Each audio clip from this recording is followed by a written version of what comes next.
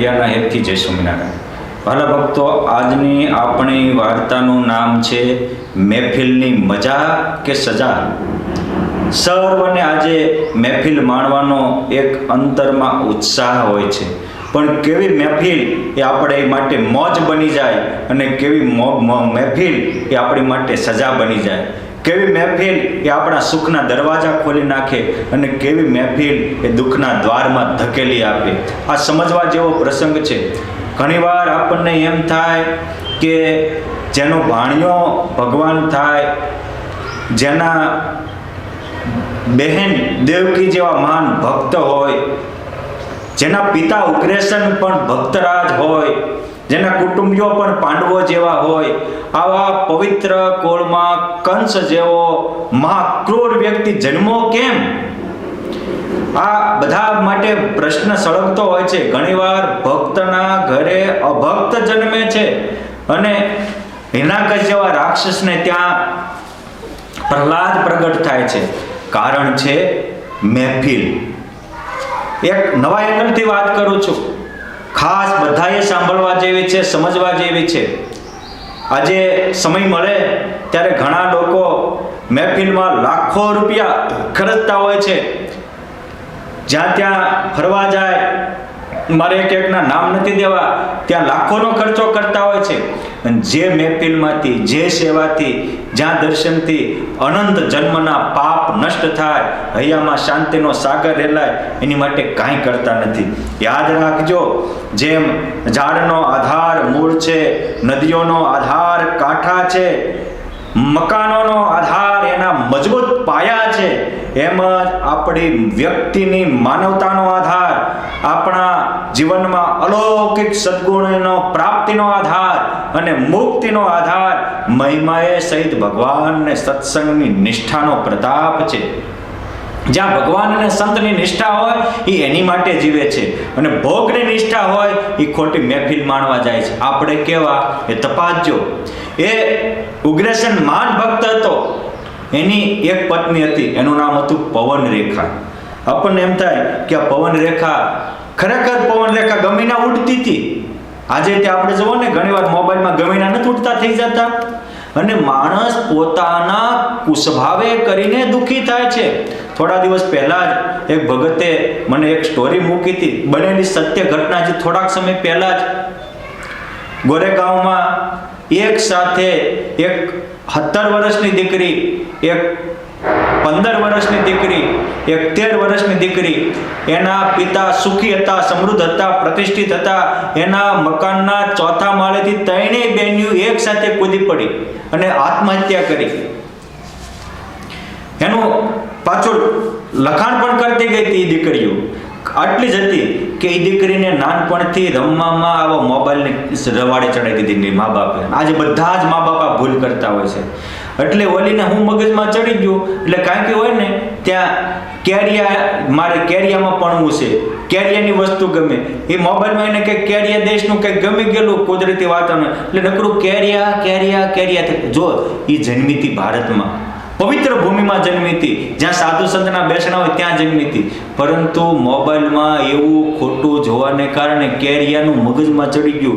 તે રાતે તે કેરિયા કેરિયા કરે અને ચોપડી લખે, એમાં લખે મારે કેરિયામાં લગ્ન કરવા છે, કેરિયાનો આંબો હારો, કેરિયાનું ઝાડવું હારું, કેરિયા ગામની નદીઓ હારી, કેરિયા ગામના હિંસક પ્રાણીઓ હારા. જાણ મોઢામાં પાડીને કૂદી પડીને. પણ જો આ કુસંગ થઈ ગયો. માનવીની મેન્ટાલિટી એ છે કે આપણે જેવું મગજમાં ડેટા નાખીએ છીએ એવું આપણું જીવન બનાવી દેશે. આ કેરિયાની મહેફિલ માણવાની ઓલી થઈ અને એના પિતાએ મોબાઈલ લઈ લીધો એક દિવસ. એટલે કે તમે મને આમ કેરિયાની વસ્તુ જોવાની ના પાડો છો? હું ના નથી પાડતો.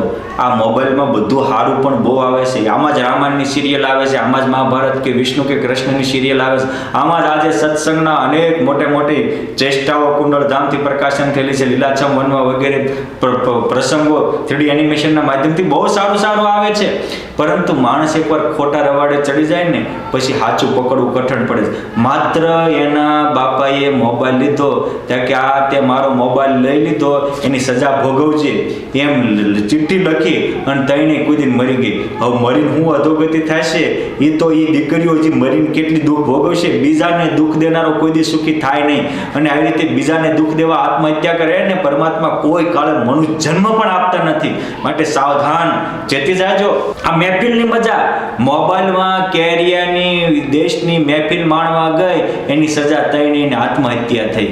મહેફિલની મજા પવનરેખા એની સખીઓ સાથે ત્યાં યમુનાના કિનારે દૂર સુદૂરના પ્રદેશમાં મહેફિલ માણવા ગઈ. ત્યાં હારું હારું ખૂબ ભોજન ખાતું. અને માણસે અત્યારે તે મહેફિલ માણવા જાય પછી બજારનું ગમે એવું ખાય પછી બુદ્ધિ ભ્રષ્ટ થઈ જાય, સારા વિચારો રહેતા નથી. હરિ કૃપા તબ જાણીએ જબ રહત સદા સુ વિચાર, મુક્ત કહે તે હોત હે હરિ હરિ જનસુ પ્યાર. સારા વિચારો આવે એ પરમાત્માની કૃપા છે, સારા સપના આવે એ ભગવાનની કૃપા છે. આ મહેફિલ માણવા દૂર વહી ગઈ અને પછી વન વિહાર કરતી ખૂબ ખાધું અને પછી બુદ્ધિ ભ્રષ્ટ થઈ. દૂર જઈને એમથી કોઈક પુરુષ આવે તો હું એની સાથે વિહાર કરું. એ જ વખતે દુર્મિલક નામના રાક્ષસે એ જે કાલનેમીનો બીજો અવતાર હતો એને ત્યાં ઉગ્રેસનનું રૂપ લઈ, જેમ રાવણ સાધુના રૂપે પ્રગટ થયો એમ ઉગ્રેસનનું રૂપ લઈને આવ્યો અને એ પવનરેખા સાથે દુષ્વ્યવહાર કર્યો. એના પરિણામ રૂપે ત્યાં કંસનો જન્મ થયો. અને પછી તો આ હળી ગયો એટલે એના બધા જ ભાઈઓ, કંસ 9 ભાઈઓ હતા, બધા જ આવી રીતે અસુર અંશે પ્રગટ થયા. એક મહેફિલની મજાએ આખા મથુરા પ્રદેશના બધાની નીંદ ઉડાડી નાખી, બધાને દુઃખમાં ધકેલી દીધા. એમ ઘણીક વાર આપણા કુટુંબનો એક સભ્યો ખોટી મહેફિલ માણતા હોય એને લઈને આખો પરિવાર પાયમાલ થઈ જાય છે. માટે બધા જ પરિવારજનોએ પણ સમજવા જેવું છે. કારણ કે જ્યાં ભગવાન જન્મવાના હતા, જે કુળમાં જેની બેન માં દેવકી સતી હતા, જેના પિતા મહાન સુખિયા હતા, સંસ્કારી હતા, જેના ફૈબા કુંતીમાં અને ત્યાં પાંડવો જેવા ભક્તો જન્મા, એવા સારા કુળમાં પણ આવી રીતે ખોટું જેવાની ટેવ પડી જાય. આજે અમુક દીકરીઓ નાનપણથી જ તે માતા પિતાની સાથે સત્સંગ ને ભજન કરતી હોય તો મોટા થાય અને મોબાઈલમાં કોકને હારે ગેમ રમતા શીખી જાય પછી બુદ્ધિ ભ્રષ્ટ થાય અને આખા પરિવારને મોઢું ઊંચું કરીને જોવા જેવું નથી રહેતું. એ તો મરે અને એ એવી રીતે જે ભાગી જાય, મને ખ્યાલ છે પછી એ પણ મૌન આખી જિંદગી એને સજા ભોગવવી પડે છે. કારણ કે બીજાને દુઃખ દેનારો કોઈ સુખી થાય નહીં. આ ખોટા વિષયનું વળગણ એ માણસને મહેફિલની મજાની જગ્યાએ સજા કરે છે. એ જગ્યાએ આવો એ નાનપણથી જ પ્રહલાદે ગર્ભમાં ગુરુ કર્યા મુનિ નારદને નિર્ધાર. એ નારદજી જેવાને સારા સંસ્કાર લીધા તો એ ભક્ત પ્રહલાદ થયા, જે આખા કુળને તારનારા થયા. અરે પેટમાં પોટીને સાંભળેલી બાઈ રામ લક્ષ્મણની વાત. એ નાના હતા અને ગર્ભમાં જીજાબાઈએ રામ લક્ષ્મણના આલડા ગવડાવ્યા, સુંદરકાંડના પાઠ કર્યા. એ શિવાજી થયા કે જે હિન્દુ ધર્મના તારણહાર થયા. જો શોખ તો હતો જ, સાચાનો શોખ હતો. મોટી બા લાડુબા એ દાદા એબલ બાપુના પરિવાર રોજે ભેગા મળીને 2-2 કલાક ભાગવતની પારાયણ કરતા હતા. અને ભાગવતમાં કળયુગના વર્ણન આવે ને એમાં આવે કે આવો કળયુગ બેઠો હોય ત્યારે પરમાત્મા આવે તો દિલથી પ્રાર્થના કરતા કે હે પ્રભુ, આજે તો આમાં કયો એવો કળયુગ છે, તમે જ્યાં પ્રગટ ત્યાં હો ત્યાંથી અમારે આંગણે પધારો. શોખ હતો પણ સત્સંગનો હતો અને દિલથી પ્રાર્થના હતી. એ સાચી મહેફિલ એ પુરુષોત્તમ નારાયણને એ દાદાના દરબાર સુધી ખેંચી લાવી અને ભગવાનને ગઢડા મારું હું ગઢડાનો રહેવા મજબૂર કરી દીધા. એક દિવસ કુશળના સંગે વાલેરો વરુષ અવળી લાઈને ચડી ગયો હતો, પણ ગુણાતીતાનંદ સ્વામી જેવા મહાન સંતનો યોગ થતા એ વિશ્વવંદની મહાન ભક્ત બની ગયા. આજો સાચાનો સંગ અને સારા માટે કરેલી સેવા એ બાપ મોટા મેવાને આપનારી થાય છે. એટલે મારે તો વિનંતી છે કે તમારે પરિવાર સાથે સુખિયા થવું હોય, દુઃખની બેડીઓથી મુક્ત થવું હોય તો ક્યારેય ખોટામાં ખર્ચો કરતા નહીં. ખોટામાં કરેલો ખર્ચો એ આપણી જિંદગીને બરબાદ કરશે, આપણા પરિવારને બરબાદ કરશે. માનવીનો નેચર કેવો છે કે ખોટું હોય ને ત્યાં લાખો રૂપિયા ખર્ચે અને કોઈ સાધુ સંતોના આશ્રમ હોય, કોઈ મંદિર હોય, કોઈ ધર્મસ્થાન હોય ત્યાં જાય અને ત્યાં ઓલા પણ 5000નું ભાડું હોય, આ 500 આપવાનું હોય ને તો તકલીફ પડે કે મંદિરમાં ભાડું લે એટલે એને મેન્ટેન કરવા ન જતો હોય બુદ્ધિ ઊંધી હાંકે છે.